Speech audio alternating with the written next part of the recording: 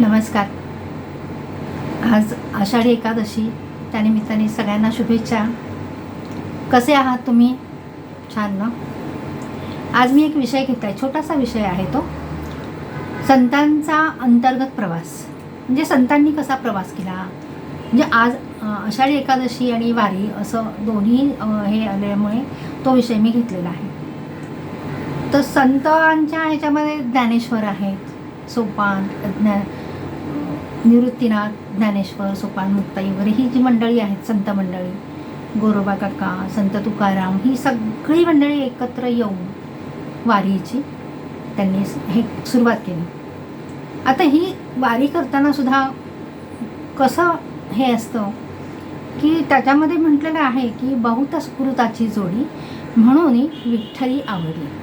म्हणजे काय की आता हेच पहा ना की आळंदीहून निवृत्तीनाथ, ज्ञानदेव, सोपान व मुक्ता ही चारही भावंड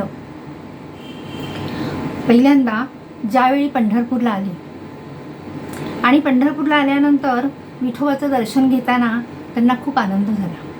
म्हणजे प्रत्यक्षात विठ्ठलाची मूर्ती आपल्या डोळ्यासमोर आहे. चारही भावंडांना असं एकाच वेळी जाणवत होतं की खूपच आनंद झाला. ते मुखदर्शन पाहून खूप आनंद झाला. म्हणतो की आपण सुंदर ते ध्यान उभे विटेवरी करकटावरी ठेवून या. किती छान ती मूर्ती असेल. त्या मूर्तीचं वर्णनसुद्धा खूप छान केलेलं आहे आणि त्यांना खूप आनंद झाला. ती मूर्ती बघितल्यानंतर त्यांना खूप खूप म्हणजे आनंद झाला. त्या आनंदाचं वर्णन करताना सुद्धा शेजारी उभे असलेल्या मुक्ताईने ज्ञानदेवांना विचारलं की कसं काय, म्हणजे हे दर्शन आपण घेतो आणि मग आपल्याला तसं विठ्ठलाचं दर्शन होतं, विठ्ठल रखुमाईचं दर्शन होतं आपल्याला आणि आनंद मिळतो तो एक प्रकारचा. तेव्हा ज्ञानदेव काय म्हणाले त्यांना माहिती आहे की रूप पाहता लोचनी सुख झाले हो साजणे. बघा, म्हणजे हे जे डोळ्यासमोर असलेलं रूप आहे विठ्ठलाचं रूप, म्हणजे या डोळ्यांनी मी जे विठ्ठलाचं रूप पाहतो ते रूप पाहून मला खूप आनंद झालेला आहे, मला खूप समाधान वाटतं आहे. तर तेव्हा त्याच्यावर परत मुक्ताला असा प्रश्न पडतो की मग कौतुकाने ज्ञानदेवसुद्धा त्यांना साजणी म्हणतात.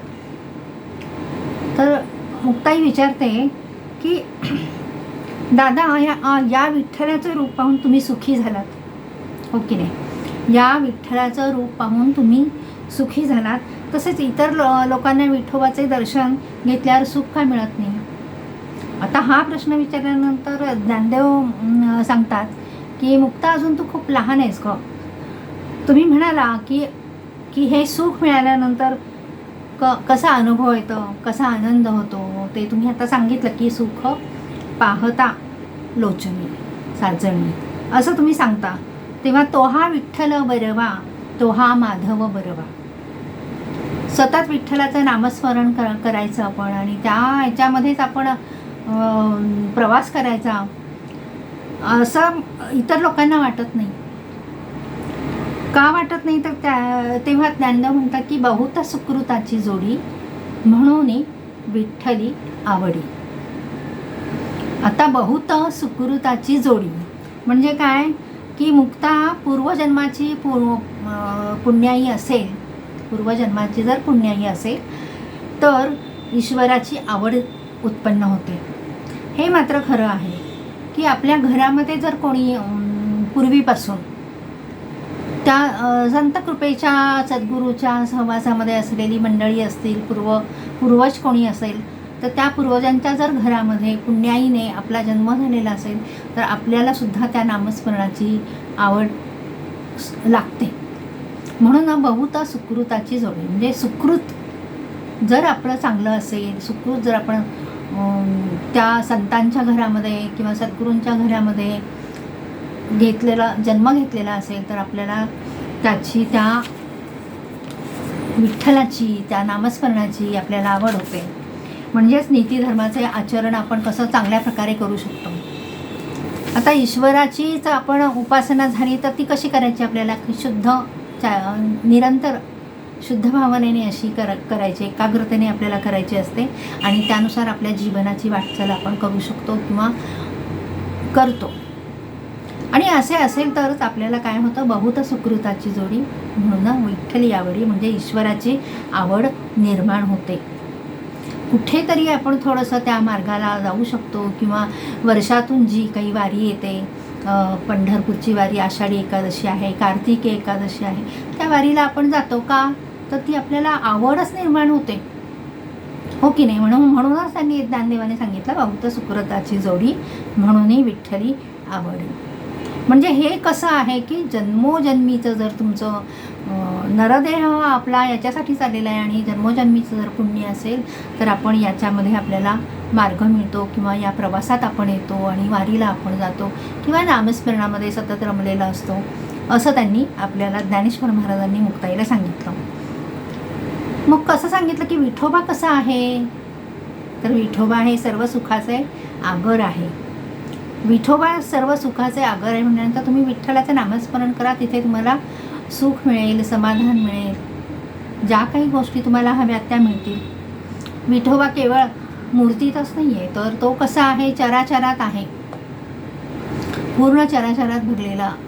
आता काही वारीमधले अनुभव अशा आपल्याला व्यक्ती सांगतात की आम्ही वारीला आलो परंतु आमच्या शेताची राखण मात्र विठोबा करतो. म्हणजे कितीही श्रद्धा, आवड आहे.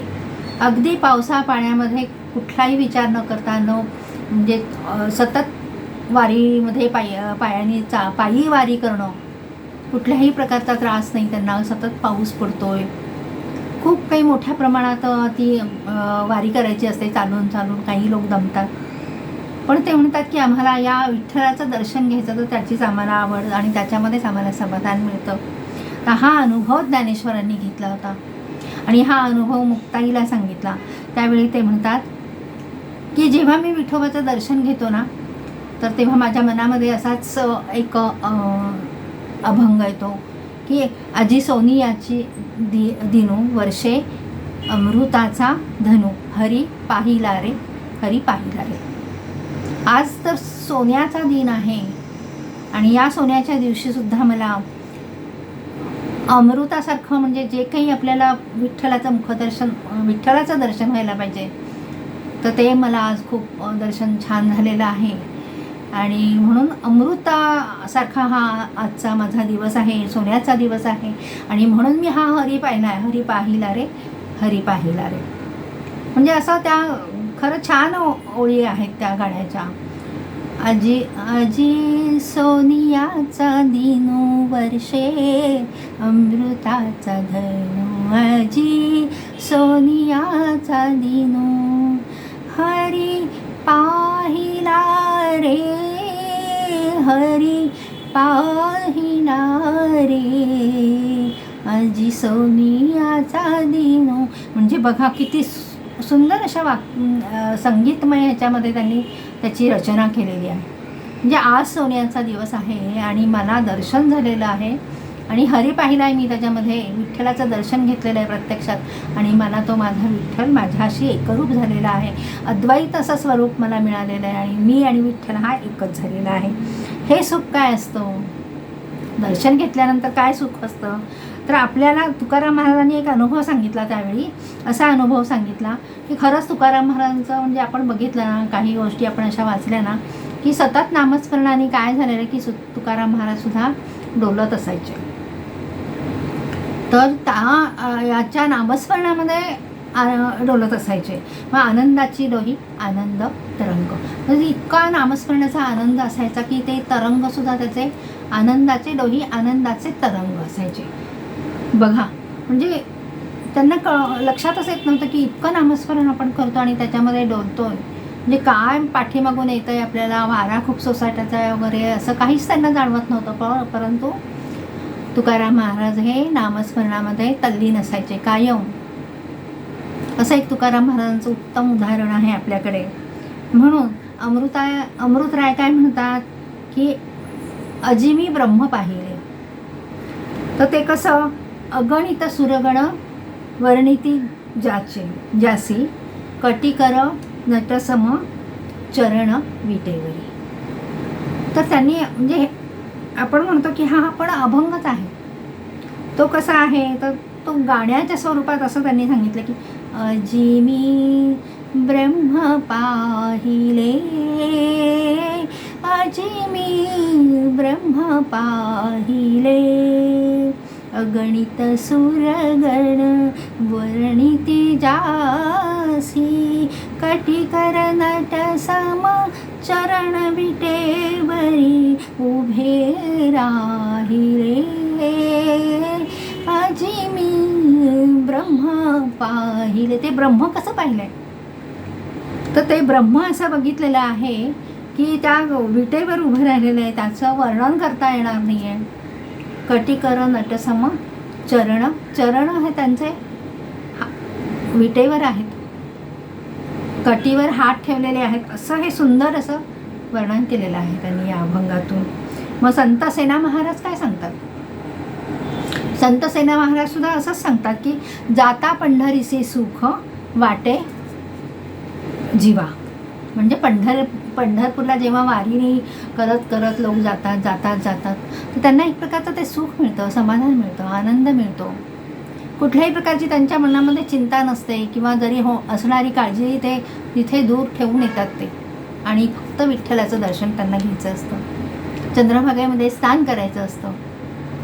मी मागे एकदा एक व्हिडिओ केला होता, त्याच्यामध्ये मी सांगितलं होतं की तीर्थक्षेत्र चंद्रभागेचं हे कितीतरी कोट्याहून त्यांनी 3.5 कोटीचं तीर्थापैकी एक सांगितलेलं आपल्याला की तुम्ही कुठल्याही तीर्थक्षेत्रामध्ये स्नान करा, तुम्हाला 3.5 कोटी तीर्थाचं स्नान झाल्याशिवाय राहत नाही. म्हणून असं तुम्हाला कुठे जायचं आहे, सगळीकडे जायचं आहे का, तर एकाच ठिकाणी जा, तुम्ही चंद्रभागेचं दर्शन घ्या, चंद्रभागेमध्ये स्नान करा. आणि हे काही कमी आहे का, खूप छान, म्हणजे आपल्याला त्याचा अनुभव येतो. मग हा अनुभव घेताना सुद्धा एक धन्य वाटतं आपल्याला की या क्षेत्रामध्ये आपण आलो, पवित्र क्षेत्रामध्ये, तीर्थक्षेत्रामध्ये आलो. या तीर्थक्षेत्राचं महत्त्व आपण मागे सांगितलेलं आहे. पण आपण पाहतो की संतांना सुद्धा विठोबाला पाहून खूप म्हणजे असा आनंद होतो की संत सगळे एकत्र आलेले असतात तिथे. आणि या आनंद आपल्याला मिळण्यासाठी ज्ञानेश्वर महाराज सांगतात की संतांचे संगती मनोमार्ग गती. संतांच्या बरोबर तुम्ही संतांच्या सहवासात राहा, मनोमार्ग गती, मनाने सुद्धा आपली गती ही खूप छान होते, आपले विचार चांगले होतात, संतांची कृपा लाभते, त्यामुळे संतांचे आशीर्वाद आपल्याला मिळतात. संतांचे संगती मनोमार्ग गती, आणि त्या गतीने आपण पुढे जात असतो, आपल्या आयुष्याची आपण वाटचाल असे सतत दिवस जातात आणि त्या शिदोरीवर आपण पुढे जाण्याचा प्रयत्न करत असतो. संतांची संगत म्हणजे काय, तर त्यांचा प्रेम, त्यांचा सहवास, त्यांचे विचार, त्यांचं आचरण हे आपण पाहण्याचा प्रयत्न करायचा. त्यामुळे काय होतं, मग आपलं मन निर्मळ होतं, विचार चांगले होतात, व्यापक दृष्टी होते. असा हा संतांचा अंतरंग प्रवास होता. आणि हा अंतरंग प्रवास करता करता सर्व संतांचा जर आपण विचार केला, सर्व संतांचं साहित्य वाचलं, तर त्यांना एक प्रकारची ईश्वराची आवड निर्माण झाली होती.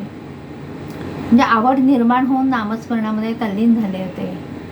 असे हे संत तुकाराम महाराज सुद्धा सांगतात, काय आणू मी संतांचे उपकार. म्हणजे काय मी सांगू, निरंतर ते उपकारसुद्धा माझं निरंतर जागविते. म्हणजे सतत मला ते आठवतं की या संतांच्या भेटी झालेल्या आहेत, आपण एकत्र आलेलो आहोत, आणि मग त्यांच्या त्या विचाराने, मार्गाने आपण पुढे जात असतो.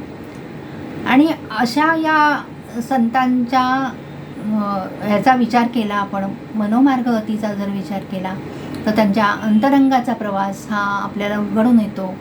आणि अशाच प्रकारे ज्या संतांनी चांगल्या प्रकारे नामस्मरण करून आचरण जे काही त्यांच्या ज्या साहित्यामध्ये सांगितलेले आहे त्या आचरणाद्वारे किंवा आपण जाण्याचा प्रयत्न करतो. आणि वारीमध्ये गेल्यानंतर तुम्हाला पण अनुभव येतोच. आणि या अनुभवामुळे काय होतं की आपलं मन निर्मळ आणि शुद्ध, अंतःकरण शुद्ध होण्याचा आपण करण्याचा प्रयत्न करतो. कारण खूप म्हणजे आपल्या मनामध्ये बदल होतो, आपल्या अंतरंगात बदल होतो, आपल्या आजूबाजूला पाहण्याचा दृष्टिकोन बदलतो, विचार बदलतात.